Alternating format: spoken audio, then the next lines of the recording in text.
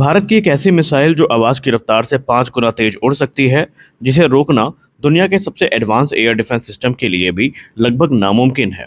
और अब भारत उस टेक्नोलॉजी के बेहद करीब पहुंच चुका है।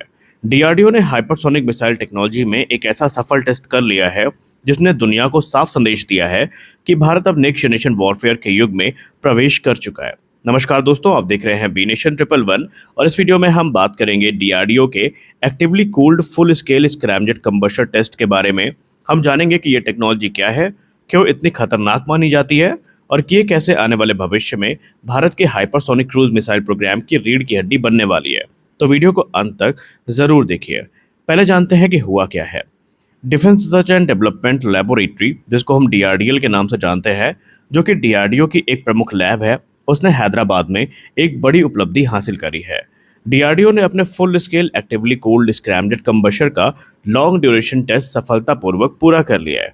सबसे बड़ी बात यहाँ पर यह है कि ये टेस्ट 1200 सेकेंड यानी तकरीबन 20 मिनट से ज़्यादा समय तक चला।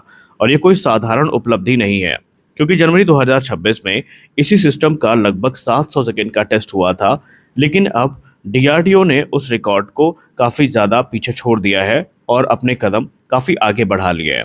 मतलब भारत अब केवल स्क्रैमजेट टेक्नोलॉजी को समझ नहीं रहा है, बल्कि उसे लंबे समय तक स्थिर तरीके से चलाने में भी सक्षम हो रहा है। और ये एक गेम चेंजर मोमेंट है। अब सवाल आता है कि ये स्क्रैमजेट क्या है, क्यों इसको लेकर इतनी बातें हो रही हैं और ये क्यों एक हमारे लिए उपलब्धि है।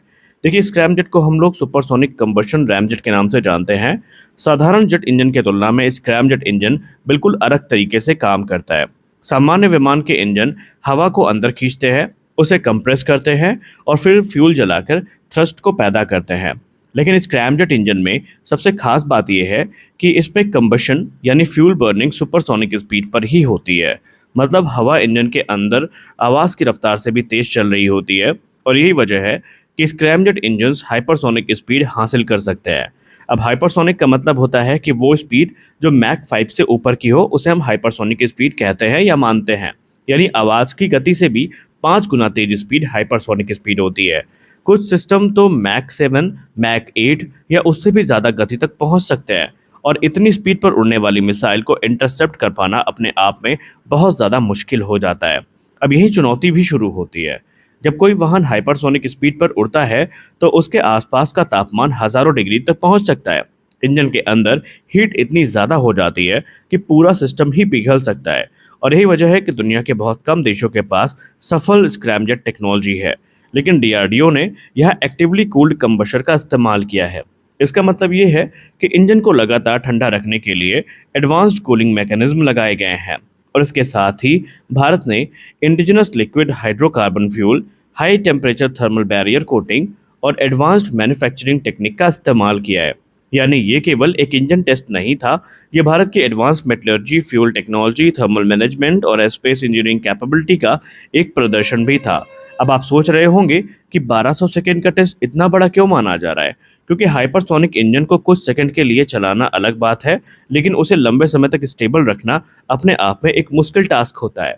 और लॉन्ग ड्यूरेशन टेस्ट का मतलब है कि फ्यूल फ्लो स्टेबल था, कंबशन स्टेबल रहा, कूलिंग सिस्टम सही तरीके से काम कर रहे थे और इंजन स्ट्रक्चर एक्सट्रीम हीट को सहता रहा। यानी डीआरडीओ अब केवल कॉन्सेप्ट स्टेजेस में नहीं है, बल्कि ऑपरेशनल कैपेबिलिटी की तरफ तेजी से आगे बढ़ रहा है।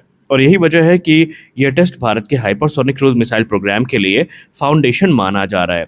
अब यहाँ पर एक महत्वपूर्ण सवाल भी है कि हाइपरसोनिक मिसाइल्स दुनिया में इतना डर क्यों पैदा कर रही हैं। देखिए, इसका कारण है इनकी 3 बड़ी ताकतें। पहला है एक्सट्रीम स्पीड। ये मैक 5 से ऊपर उड़ती है, मतलब दुश्मन के पास रिएक्शन टाइम बहुत कम होता है। दूसरा, मनूवरेबिलिटी। बैलिस्टिक मिसाइल की तरह प्रेडिक्टेबल पाथ को ये फॉलो नहीं करती, ये रास्ता बदल सकती हैं।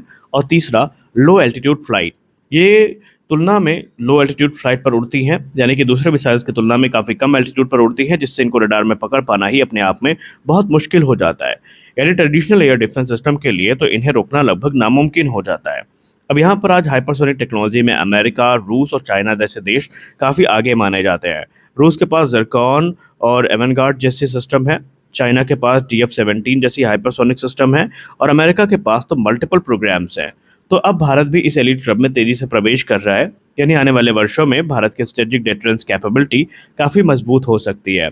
अगर भारत सफल हाइपरसोनिक क्रूज मिसाइल बना लेता है तो इसके बड़े फायदे होंगे। एनिमी एयर डिफेंस को पेनिट्रेट करना आसान होगा, नेवल स्ट्राइक कैपेबिलिटी बढ़ेगी, क्विक प्रिसीजन स्ट्राइक संभव होगा, न्यूक्लियर डिटरेंस मजबूत होगी और स्ट्रेटेजिक रीच कई गुना ज़्यादा बढ़ जाएगी। खासकर इंडो पैसिफिक रीजन में ये कैपेबिलिटी भारत को एक बड़ा स्ट्रेटेजिक एडवांटेज दे सकती है।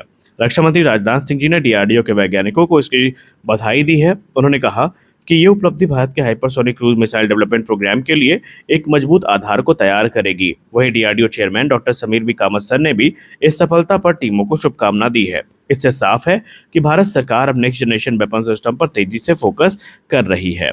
तो आज के इस वीडियो में बस इतना ही। मिलते हैं अगले वीडियो में, तब तक के लिए जय हिंद।